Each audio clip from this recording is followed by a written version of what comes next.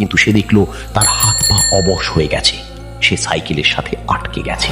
তো hey guys, আমার ভিডিওটা যদি আপনারা ক্লিক করেছেন তাহলে অবশ্যই একটি ভালো একটি হরর গল্প শোনার জন্য আপনারা ক্লিক করেছেন।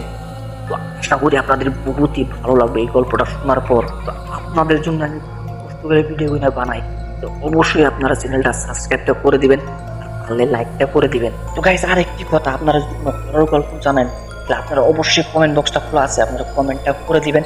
তো পরবর্তী ভিডিও যার কমেন্টটা ভালো হবে, যার গল্পটি ভালো হবে, সেই গল্প দিয়ে ভিডিও বানাবো। তো চলুন শুরু করা যাক। হঠাৎ সামনের কুয়াশা ফুঁড়ে একটা সাইকেলের বেলির শব্দ ভেসে এলো। টুং টাং। বাতেন দেখল কুয়াশার ভেতর থেকে একটা সাইকেল ধীর গতিতে এগিয়ে আসছে। সাইকেলটি যে চালাচ্ছে তার আপাদ মস্তক কালো চাদরে মোড়ানো। কোনো মানুষ যে অতটা লম্বা হতে পারে তা বাতেনের ধারণার বাইরে ছিল।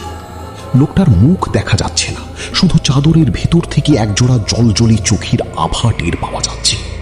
লোকটা বাতেনের ঠিক সামনে এসে সাইকেল থামালো। কোনো কথা নেই, কোনো নড়াচড়া নেই। চারপাশ এতটাই নিস্তব্ধ যে বাতেন নিজের হৃৎপিণ্ডের ধকধকানি স্পষ্ট শুনতে পাচ্ছিল। বাতেন কাঁপা গলায় জিজ্ঞেস করল, কে আপনি? কোথায় যাচ্ছে? লোকটা চাদরের নিচ থেকে একটা হাত বের করলো। সেই হাতটা ফ্যাকাশে সাদা, যেন বহু বছরের পুরনো কোনো লাশের হাত। আঙুল দিয়ে সে বাতেনকে পেছনের ক্যারিয়ারে বসতে ইশারা করল। বাতেন চাইলেও সেখান থেকে নড়তে পারছিল না, যেন কোনো অদৃশ্য শক্তি তাকে লোকটার দিকে টেনে নিয়ে যাচ্ছে। বাতেন সাইকেলের পেছনে বসার সাথে সাথেই এক অদ্ভুত শীতলতা তার পুরো শরীরে ছড়িয়ে পড়ল। সাইকেল চলতে শুরু করলো, কিন্তু রাস্তায় চাকার কোনো শব্দ নেই। বাতেন খেয়াল করল সাইকেলটি মাটির উপর দিয়ে নয়, বরং মাটি থেকে ইঞ্চি ওপরে শূন্যে ভাসছে। যতই সামনে এগোচ্ছে রাস্তার ধারের জঙ্গলগুলো যেন আরো ঘন হয়ে আসছে। হঠাৎ বাতেন অনুভব করলো লোকটার শরীর থেকে পচা মাংসের উৎকট গন্ধ আসছে।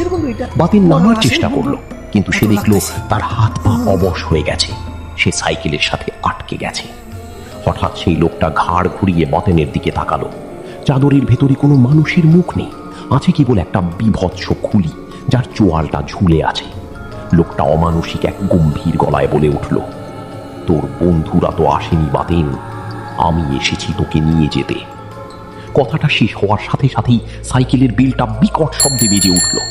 বাতেন দেখল তারা রাস্তার শেষে কোনো লোকালয় নয়, বরং একটা পরিত্যক্ত শ্মশানের জ্বলন্ত চিতার সামনে দাঁড়িয়ে আছে।